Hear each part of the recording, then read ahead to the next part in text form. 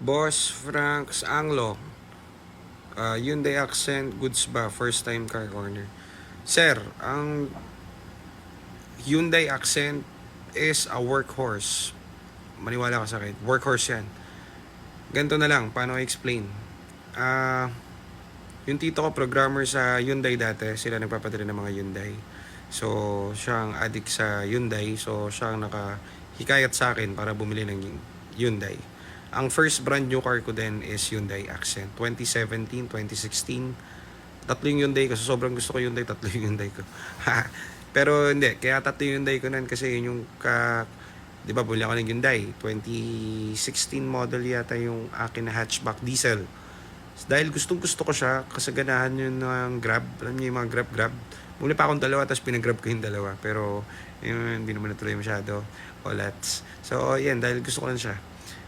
Gusto ko siya better than Vios kasi mas mura ang maintenance ng Accent. Ang supplier ng Hyundai Accent, hindi kayo mamamroblema. Sasabihin ko sa inyo kung saan. Along Araneta, ang pangalan ay Ano ba pangalan nun? Mobili, parang ganun. Mobili yata, parang ganun.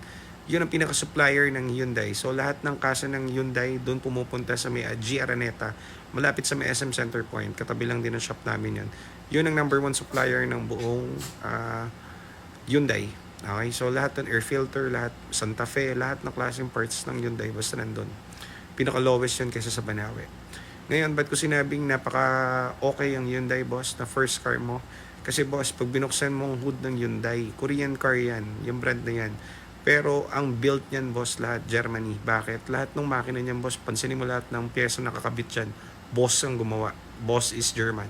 So, bumili ako niyan nung yung una kong coaching ganyan na 2016 nga na hatchback, diesel. Ngayon, hindi ko masyado nagagamit kasi nalungkot ako kasi ayaw masira. Kahit isang beses wala pa ako napagawa doon. Hindi ako nagjo-joke. At tinakbo lang noon 40,000 kilometers kasi nga may iba pa akong kotse. So, ayaw niyang masira kahit na ewan ko, ayaw masira talaga eh. Yung tito ko, matindi yun kasi yung mas naunang version nito, bago mag 2012, 2009, yung Bulldog kung tawagin. Nung nagpapagawa siya ng bahay, ginawa niyang kargahan ng semento yung trunk ng Hyundai. Workhorse to, boy. Sinasabi ko sa'yo, sasaya buhay mo rito.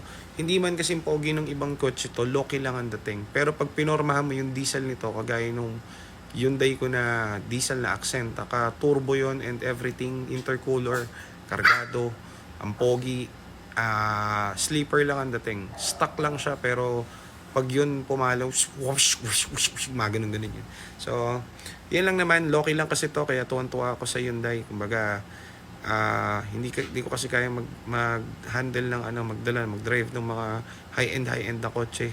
Naiilang ako. So, eto loki lang. So, marirecommend ko sa ito kasi nga napakatibay nito, boss. Maniwala ka. Ang main issue ng Hyundai is katulad nung nasabi ko sa video, ano matawag doon? Yung valve yung sa aircon. So, may ganun din dito. So, after 1 year na, ang tawag dito, na bili ko to, 1 year, nagkaroon siya ng problem yung valve nga. Kaso, hindi naman siya naging problem kasi na-research ko na yung bago pa siya bilhin. So, pineta ko yung valve, 2,000 lang, tapos na. Issue niya yan kapag nawawala yung lamig, ginagas mo, saka siya nagkakaroon.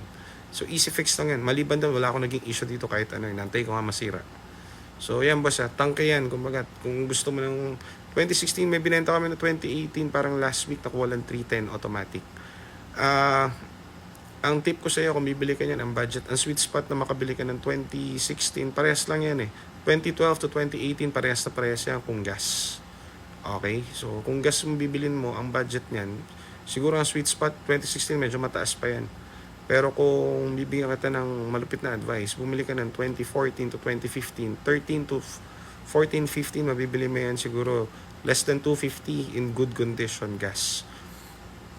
Ngayon, kung suswertihin ka na merong issue yan, yung binibenta sa na stock gear, mas okay yun, bili mo yun. Padala mo sa akin yung ECU, gagawin ko. Kala nung iba, ang sira dun sa stock gear, transmission, pinapapalitan nila yung transmission, hindi. Ang sira po sa stock gear is ECU. So yung iba, parang mga Kenkoy, dahil ayaw mag-ship, naka-stock sa third gear, pinapapalitan yung buong transmission, sayang. Hindi po niya sakit yun. Ang sakit niya computer box. Ginagawa po yun. Kasi naglalak yung tinatawag na ship lock sa third year.